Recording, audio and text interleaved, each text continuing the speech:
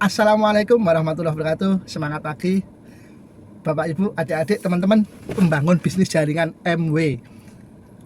Menyikapi persoalan, ada yang tanya, Pak Kozin, bagaimana sikap kita kepada upline?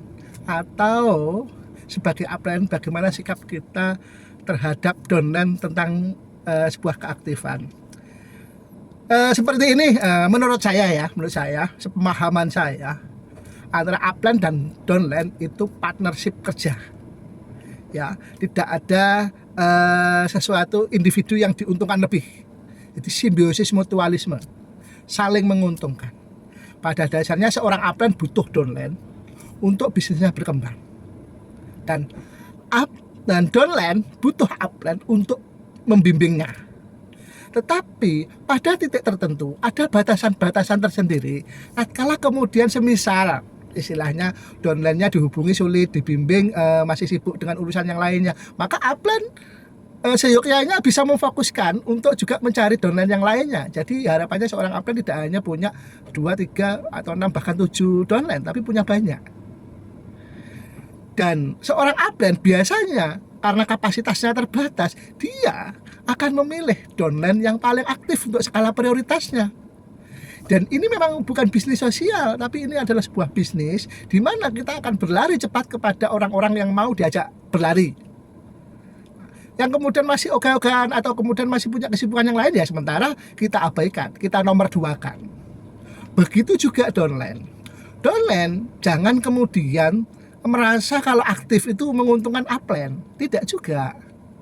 Bahwasanya bisnis ini bisnis kita mandiri, bisnis kita sendiri. Segeralah serap ilmu-ilmu yang downline inginkan tentang agar bisnis ini berkembang cepat kepada upline-nya. Aktiflah berkomunikasi, aktiflah bertanya, aktiflah sharing, aktiflah minta dibimbing. Itu agar tadi sebagai upline melihatnya Anda adalah orang yang paling serius dan kemudian di skala prioritaskan. Kalau kemudian downline atau timnya, bahkan downline di bawahnya downline, atau mungkin downline yang upline-nya sudah tidak aktif, itu bisa up.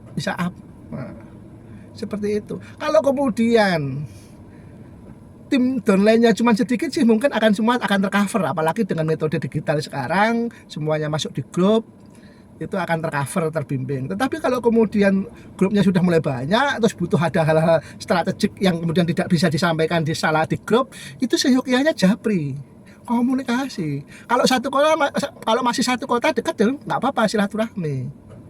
Itulah. Tetapi kemudian paskanya, ketika sudah konsultasi, terus kemudian minta dibimbing, paskanya tunjukkan effortnya. Jangan sampai kemudian merasa aktif, merasa rajin bertanya, sudah dibimbing, sudah diarahkan, tetapi tidak action, tidak gerak. Itu juga akan istilahnya menjadi catatan yang kurang baik oleh upline terhadap downline-nya. Seperti itu ya hubungannya. Jadi bisnis ini, apalagi di bisnis MB, ya memang bisnis individu.